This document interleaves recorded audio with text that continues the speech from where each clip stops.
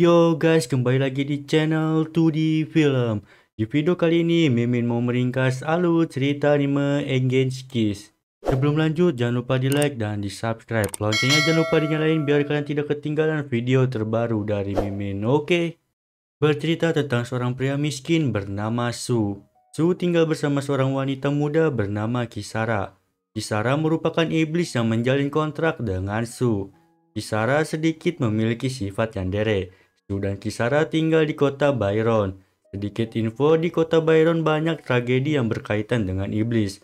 Namun masyarakat kota Byron tidak mengetahui hal itu.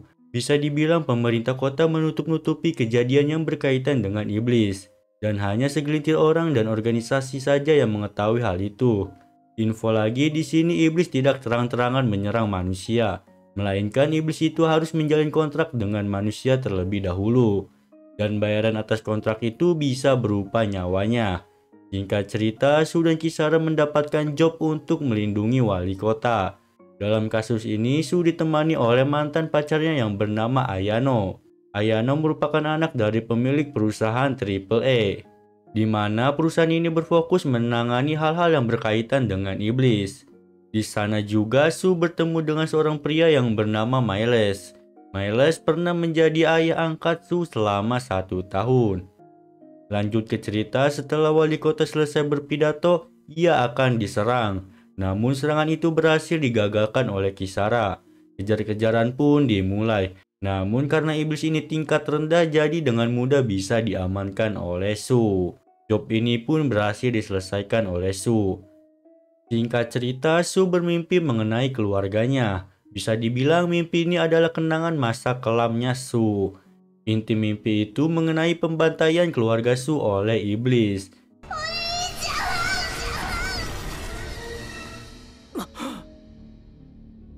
Dan saat pagi harinya, Su dan Kisara sarapan. Dan sarapannya pun sangat sehat. Namun hari itu wilayah tempat tinggal Su sedang ada pemadaman listrik. Akibatnya sedikit terjadi kekacauan. Di tengah sarapan, Su mendapat sepucuk surat yang berisi mengenai informasi iblis yang sedang membuat kekacauan. Ia pun mendiskusikannya dengan Ayano. Su berniat mengambil tugas untuk membersihkan masalah iblis ini. Ia pun berhasil memenangkan lelang untuk mengatasi masalah iblis ini. Namun tak lama datang ibunya Ayano. Ia menambahkan syarat untuk masalah ini, yaitu dilarang membunuh iblis. Itu karena di dalam tubuh iblis itu ada sebuah core organium. Lelang yang berhasil dimenangkan Su pun dibatalkan karena Su masih belum mampu menangkap iblis itu hidup-hidup. Jadi masalah ini pun diambil oleh perusahaan AAA. Singkat cerita, operasi penangkapan iblis pun dimulai. Awal-awal rencana berjalan lancar. Namun saat di pertengahan tiba-tiba saja iblis itu berubah bentuk. Perusahaan AAA pun kewalahan menghadapinya. Bisa dibilang iblis itu tingkatnya cukup tinggi. Jadi mau tidak mau perusahaan AAA meminta bantuan Su dan Kisara. Perjanjian antara Su dan ibunya Ayano pun disepakati. Su dan Kisara mulai mengobrol. Mungkin lebih tepatnya bertransaksi. Ternyata bayaran atas kontrak yang dibuat oleh Su adalah dengan ingatannya. Semakin banyak ingatan yang diambil Kisara, semakin kuat Kisara. Di sini Su mengorbankan ingatan 3 bulannya ketika ia pertama kali bertemu dengan Ayano, mantan pacarnya. Su yang sudah bertekad demi tujuannya rela kehilangan ingatannya itu. Selain itu, Ayano juga dalam keadaan bahaya. Transaksi antara Su dan Kisara pun dimulai. Transaksi itu dilakukan lewat ciuman. Setelah itu Kisara mulai bertarung dengan iblis itu. Dan Su pun mulai sadar dari pingsannya. Su terlihat kebingungan awalnya. Namun dengan tekad dan tujuan yang ia miliki, Su langsung membidik iblis itu dengan sebuah taring yang ditinggalkan oleh Kisara. Dengan 2 kali tembakan, iblis itu pun berhasil dikalahkan. Tujuan Su bertarung dengan iblis bukan hanya untuk membasminya, melainkan juga mencari biang di balik semua tragedi iblis ini. Singkat cerita, ada kasus baru. Ayano dan detektif dari Biro Anti Iblis berkeliling kota untuk mencari bukti lebih banyak. Detektif ini bernama Mikami. Ia juga teman baiknya Miles. Di tengah pencarian, Su dan Kisara datang menghampiri. Mereka berempat pun mulai mengobrol mengenai kasus ini. Dan di akhir obrolan mereka, Su tiba-tiba saja marah ke Ayano. Kemarahan Su karena Ayano tidak dari awal memberitahunya tentang kasus ini. Dan disinilah tujuan Su yang sebenarnya diketahui, yaitu tujuan Su adalah untuk memburu iblis yang telah membunuh seluruh keluarganya. Setelah kejadian itu, Su dan Ayano masing-masing mulai mencari petunjuk. Su mengajak Ayano untuk bekerja sama, namun Ayano menolaknya. Sekarang giliran Ayano yang marah. Ayano marah karena Su selalu bersikap egois dan selalu melupakan janji-janjinya. Ayano pun pergi meninggalkan Su. Di tengah tangisan Ayano, Kisara datang. Di sini Kisara memberitahu kebenaran tentang Su. Mulai dari tujuan utama Su yaitu memburu iblis yang membunuh keluarganya, hingga memberitahu tentang kontrak antara ia dengan Su. Dan akhirnya Ayano tahu kenapa Su selalu melupakan memori-memori penting antara mereka berdua. Ayano sempat marah ke Kisara, namun itu percuma karena Su sudah membulatkan tekadnya untuk memburu iblis yang membunuh keluarganya. Meskipun ia harus membayarnya dengan harga yang sangat mahal. Di sisi lain, Mikami dan kepolisian sedang mengepung iblis. Su tiba-tiba saja datang untuk membantu. Namun Su tidak bisa berbuat banyak karena Kisara tidak sedang bersamanya. Dan akhirnya iblis itu pun berhasil melarikan diri. Ternyata iblis itu tidak hanya melarikan diri, ia juga mengincar Ayano. Su yang sadar meminta Kisara untuk menyelamatkan Ayano. Mereka berdua pun bertarung dengan iblis itu. Namun lagi-lagi iblis itu berhasil melarikan diri. Setelah itu Su dan Mikami pun mengobrol. Mikami meminta Su untuk bekerja sama dengannya untuk sama-sama mencari tahu dalang dari semua tragedi iblis ini. Dan di sini juga Mikami menceritakan tentang masa lalu Su dan keluarganya. Ternyata ayahnya Su adalah seorang konsultan pencegah bencana di kota Byron. Dan pada suatu momen ayahnya Su memimpin pemeriksaan ke sebuah tambang. Karena di tambang itu ada hal-hal yang berbau dengan iblis.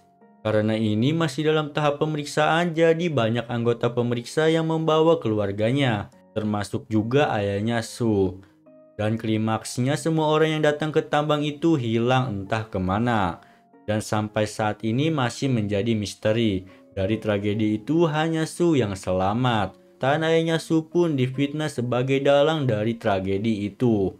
Setelah bercerita, Mikami pun berhasil meyakinkan Su untuk bekerja sama dengannya. Keesokannya Su pergi menemui Ayano. Di sini Ayano juga sudah tahu tentang masa lalu Su. Mereka berdua pun curhat dan mengobrol hingga larut malam. Dan klimaksnya mereka berdua pun berhubungan badan. Setelah itu iblis pun muncul. Namun Su dan Ayano tahu akan hal itu. Jadi serangan kejutan iblis itu pun gagal. Pertarungan yang sesungguhnya pun baru akan dimulai. Kisara langsung menyerap ingatan Su. Lebih tepatnya ingatan ketika Su dan Ayano berhubungan badan. Setelah itu Kisara langsung bertarung dengan iblis itu.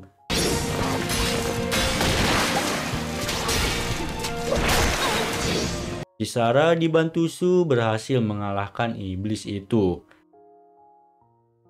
Setelah kejadian itu, Ayano sudah tak menghalang-halangi Su untuk mencapai tujuannya lagi. Singkat cerita, kota Byron kedatangan seorang biarawati. Kedatangan biarawati ini adalah untuk menyelidiki tentang Kisara. Di sisi lain, Kisara sedang bersedih. Selain itu juga Kisara mengingat kenangan saat pertama kali ia bertemu dengan Su. Sedangkan Su pergi untuk menangkap orang yang memberinya informasi mengenai iblis. Karena sangat mencurigakan. Dan kali ini informasi yang Su dapat adalah mengenai biarawati gereja Celestial. Setelah mengetahui hal itu, Su langsung mencari tahu tentang gereja Celestial ke ibunya Ayano. Ibunya Ayano memberitahu Su bahwa gereja Celestial itu berasal dari Eropa dan menjunjung tinggi cinta kasih. Namun cinta kasih mereka tidak berlaku untuk iblis. Jadi gereja Celestial memiliki divisi eksorsis dan skala pembasmian iblis mereka itu satu dunia. Singkat cerita, ibunya Ayano dikunjungi oleh biarawati itu. Mereka pun mengobrol. Di tengah obrolan mereka, Ayano datang untuk menolong ibunya. Mereka berdua pun bertarung, namun Ayano bukanlah tandingannya. Setelah pertarungan singkat itu, biarawati itu pun menyimpulkan bahwa Ayano mengenal Su. Tak lama biarawati itu pun pergi. Ia juga mengambil HP milik Ayano. Setelah itu biarawati itu pergi ke tempatnya Su. Dan di sana mereka berdua pun mulai one by one. Tentu saja Su kalah telak. Di sini biarawati itu mengenal Su, sedangkan Su tidak mengenalnya. Biarawati yang kesal itu pun memukul habis-habisan Su. Di tengah pemukulan itu Kisara datang untuk menghentikannya. Ternyata biarawati itu dan Kisara saling mengenal. Dan nama biarawati itu adalah Sharon. Dan di sini diperlihatkan flashback antara Shu, Kisara, dan Sharon. Ternyata saat Shu ingin membuat kontrak dengan Kisara, ia dihentikan oleh Sharon. Shu di sini membutuhkan Kisara hidup-hidup, sedangkan Sharon ingin Kisara mati. Jadi saat di penginapan Shu meracuni Sharon menggunakan racun saraf. Racun saraf itu dimasuki lewat jalur khusus. Setelah itu, Su kembali ke goa dan melepaskan Kisara dari segelnya. Balik lagi ke cerita, kali ini Sharon mengajak Kisara untuk buy one. Namun kali ini Sharon menggunakan armor yang terbuat dari iblis. Menggunakan iblis untuk membunuh iblis. Pertarungan yang tak seimbang pun dimulai. Di pertarungan ini Kisara hanya bisa menghindar. Dan sampai pada akhirnya Kisara pun tertusuk tentakel armornya Sharon. Namun saat Sharon ingin melakukan endgame, ia terkena ledakan. Sharon pun terjatuh ke lantai dasar. Ternyata ledakan itu dilakukan oleh Su. Su langsung membawa Kisara menjauh. Awalnya Kisara masih ngambek ke Su, namun Su berhasil membujuk Kisara. Kisara pun mulai menyerap ingatan Su. Luka yang ia terima sebelumnya pun perlahan mulai pulih. Pertarungan antara Kisara melawan Sharon pun berlanjut. Namun kali ini Kisara berada di kekuatan penuhnya. Pertarungan yang sengit pun terjadi. Kedua belah pihak saling menyerang dan menangkis. Dan akhirnya Sharon dan armornya pun berhasil dikalahkan. Setelah itu Sharon pun diamankan oleh Biro Anti-Iblis. Dan hubungan antara Su dan Kisara pun membaik. Balik lagi ke kasus iblis, Su dan yang lainnya mulai mencari dan menebak siapa orang yang bersekongkol dengan iblis. Orang ini sering memberi informasi mengenai iblis ke Su. Dan kemungkinan orang itu memiliki pangkat tinggi di pemerintahan. Karena masih tidak bisa menemukan orang itu, jadi Su bertanya ke Sharon. Sharon memberitahu Su bahwa semua ini didalangi oleh iblis bernama Asmodeus. Dan yang dicari-cari oleh Su dan Mikami adalah bonekanya Asmodeus. Singkat cerita, Mikami berhasil mengetahui siapa boneka Asmodeus. Namun saat akan memberitahu Su, Mikami sudah dibegal oleh orang itu. Dan akhirnya Mikami pun tewas. Su yang mengetahui hal itu langsung ke tempat Mikami. Dan di sana ia bertemu dengan orang yang mencurigakan. Su pun langsung menangkapnya. Dan ternyata itu adalah kakak kelasnya Kisara dan juga anak bungsu wali kota. Pria itu bernama Mikhail. Ini Mikhail mengaku dirinya adalah seorang direktur jenderal agensi polisi. Namun Su tidak langsung percaya. Ia membuat Mikhail pingsan dan menginterogasinya. Mikhail membantah bahwa ia yang telah membunuh Mikami. Jadi Mikhail membawa Su dan Kisara ke sebuah tempat. Dan ternyata tempat itu adalah tempat untuk memata-matai semua aktivitas masyarakat. Dan juga ternyata benar bahwa Mikhail adalah seorang direktur agensi polisi.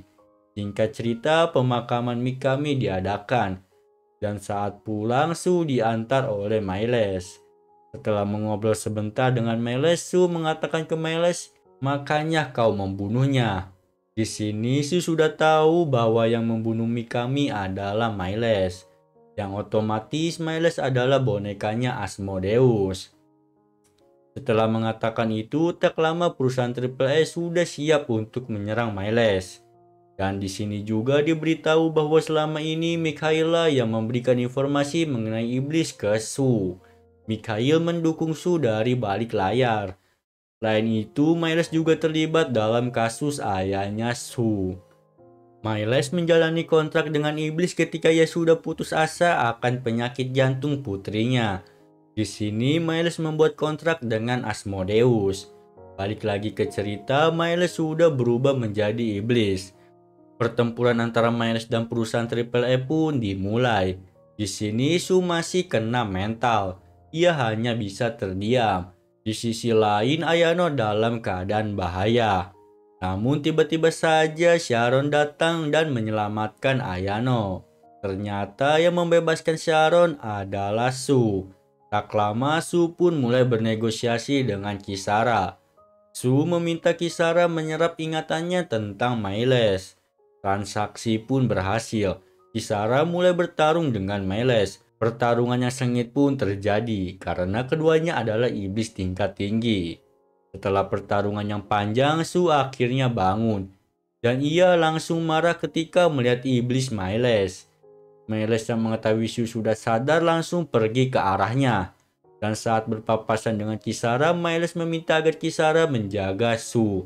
Dan flashback pun terjadi.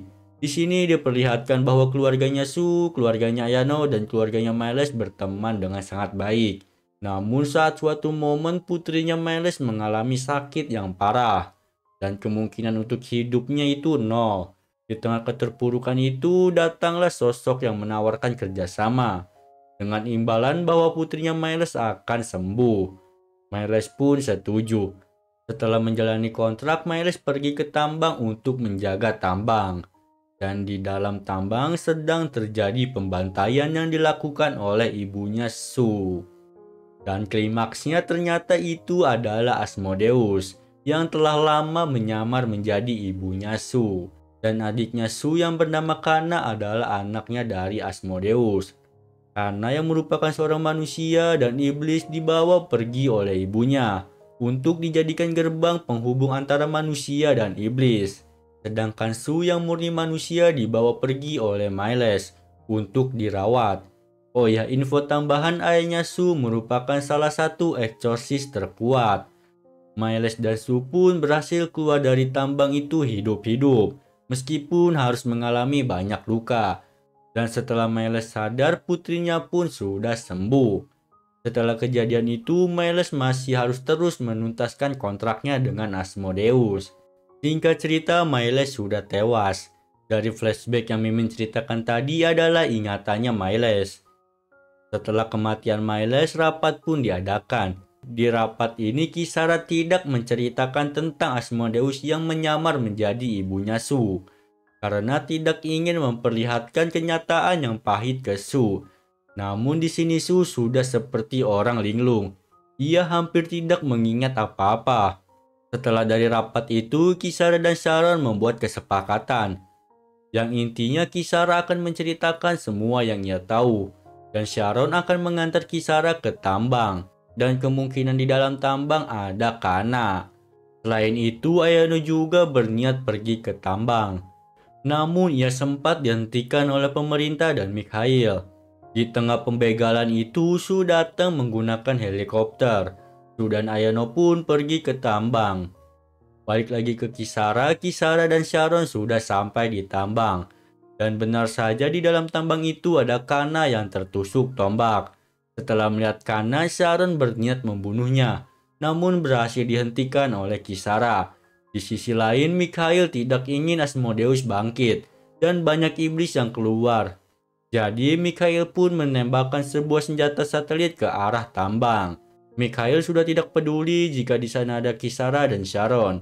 Namun tembakan itu tidak berpengaruh apa-apa. Malahan Kana terbangun dari tidurnya dan mengeluarkan tangan yang amat besar. Di sini Kisara dan Sharon berhasil selamat dari serangan satelit itu. Kisara dan Sharon pun mulai bertarung dengan tangan iblis itu. Mereka berdua pun dibuat kewalahan, sampai pada akhirnya Su datang membantu. Di sini Su menembak seorang wanita yang penampilannya sama persis seperti ibunya. Ekspresi Su pada saat itu datar sedatar-datarnya. Ternyata Su sudah melupakan wajah ibunya. Kisara yang melihat hal itu kaget. Setelah berhasil menyelamatkan Kisara, Su meminta agar dia mengambil semua ingatannya. Namun Kisara menolak sambil menangis. Di tengah tangisan itu, Kisara ditusuk oleh tombak. Ternyata yang menombak Kisara adalah Kana. Tampilan Kana sudah mirip seperti Kisara. Ingatan Su sudah tak tertolong. Bahkan setelah melihat Kana, ia sudah tidak mengenalinya lagi. Di sini Kisara berhasil dikalahkan. Ia kalah karena tidak tega menyerang Kana. Kisara pun jatuh ke laut. Setelah itu Kisara pun berniat menyerang Su. Namun serangan itu berhasil digagalkan oleh Mikhail. Mikhail pun terus menyerang Kana hingga ia tenggelam ke dasar laut. Pertempuran untuk sementara di-pause. Kisara pun dibawa ke rumah sakit. Namun masih belum ada tanda-tanda bahwa ia akan bangun. Di sisi lain, pemerintahan dan Mikhail kewalahan menghadapi situasi ini. Banyak negara yang mulai mempertanyakan akan segala hal. Dan para perusahaan pembasmi iblis pun disibukkan dengan banyaknya iblis yang muncul akibat kebangkitannya Kana. Hingga larut malam, Kisara masih belum sadarkan diri. Su hanya bisa bersedih. Dan akhirnya Kisara pun bangun. Setelah Kisara bangun, Su berniat memberikan semua ingatannya ke Kisara. Namun saat melakukan transaksi, anehnya Su malah mendapatkan ingatannya kembali. Dan ternyata Kisara membatalkan kontrak dengan Su. Dan ingatan yang ditampilkan ialah ingatan ketika Su pergi ke Eropa untuk mencari iblis yang disegel oleh keluarganya. Dan ini lanjutan ketika Su telah berhasil meracuni Sharon di Eropa. Su kembali ke Goa dan membuat kontrak dengan Kisara selama 1 jam. Setelah itu Su pun membawa Kisara ke kota Byron. Mereka pun berhasil mengalahkan banyak iblis. Dan akhirnya Su mendapatkan izin beroperasi mandiri. Setelah itu Su melakukan kontrak lagi dengan Kisara. Namun kali ini perjanjian kontraknya sangat banyak. Dan kontrak ini dilakukan dalam jangka waktu yang sangat panjang. Su juga menyelipkan prosedur pembatalan kontrak di dalam perjanjian itu. Dan syarat pembatalan kontrak adalah kedua belah pihak saling setuju. Dan mereka harus saling berpegangan tangan yang erat. Setelah melakukan pembatalan kontrak, Su pun mendapatkan kembali semua ingatannya. Sedangkan Kisara melupakan semua hal. Bisa dibilang balik ke setelan pabrik. Di sisi lain, karena sudah sadar, ia pun mulai membuat kekacauan di mana-mana. Para warga mulai dievakuasi. Wali kota pun mengadakan konferensi pers untuk menenangkan masyarakat. Di sini Su menyadari sesuatu. Ingatannya tidak diubah menjadi kekuatan oleh Kisara, melainkan ingatannya sendiri yang dijadikan kekuatan. Ingatan Kisara sebelum bertemu Su sisa sedikit. Mengetahui hal itu, Su hanya bisa menangis. Selain itu, Su pun meninggalkan Kisara dan memintanya untuk bersembunyi. Ayano dan perusahaan AAA pun mulai menyerang Kana. Namun mereka tidak berniat untuk membunuhnya. Pertempuran yang sengit pun dimulai. Kana mulai menyerang Ayano. Di saat genting itu, Su datang menyelamatkan Ayano. Su menjelaskan yang terjadi padanya dan Kisara ke Ayano. Di sini juga diberitahu kenapa Kana mengincar Ayano. Kana cemburu karena kakak satu-satunya dikelilingi oleh banyak wanita. Ia mendapat ingatan itu ketika bertarung dengan Kisara. Ketika Kisara ditusuk tombak. Kana hanyalah seorang anak kecil yang tidak bisa mengontrol kekuatan dan emosinya. Su mulai berbicara dengan Kana. Setelah itu Su berniat menyegel Kana. Tentu saja Kana menolak. Mereka pun mulai bertarung. Pertarungan Su dibantu oleh Ayano dan Sharon. Namun itu semua masih belum cukup untuk mengalahkan Kana. Dan lagi-lagi Ayano diincar oleh Kana. Namun kali ini ia ditolong oleh Kisara. Kisara mulai bertarung dengan Kana. Tentu saja Kisara bukanlah tandingannya. Selain itu, Su juga memberitahukan rencananya ke Kisara, yaitu menyegel adiknya. Semuanya mulai menyerang Kana. dan serangan itu pun berhasil karena terlihat kesakitan. Namun karena hilang kendali dan melepaskan 3 iblis. Iblis itu pun berpencar menuju kota. Di tengah jalan, iblis itu dihadang oleh seluruh perusahaan pembasmi iblis. Ayano dan Sharon juga pergi ke sana. Sekarang hanya Su dan Kisara yang akan melawan Kana. Su langsung mencium Kisara untuk memberinya kekuatan dan keberanian. Karena yang melihat adegan itu semakin menjadi-jadi. Kedua iblis ini pun mulai bertarung. Keduanya bertarung dengan imbang. Namun Su dan Kisara sudah memiliki rencana. Dan rencana itu berhasil. Su menghancurkan tanduknya Kana. Kana pun langsung tak sadarkan diri dan jatuh. Asmodeus sempat keluar, namun berhasil dikalahkan oleh Kisara. Kisara langsung menyegel Kana dengan pedangnya. Setelah berhasil dikalahkan oleh Kisara, Kisara langsung pergi untuk membantu yang lainnya. Semua iblis berhasil dikalahkan. Kana juga sudah mulai sadar. Su langsung memeluk Kana. Beberapa hari pun berlalu.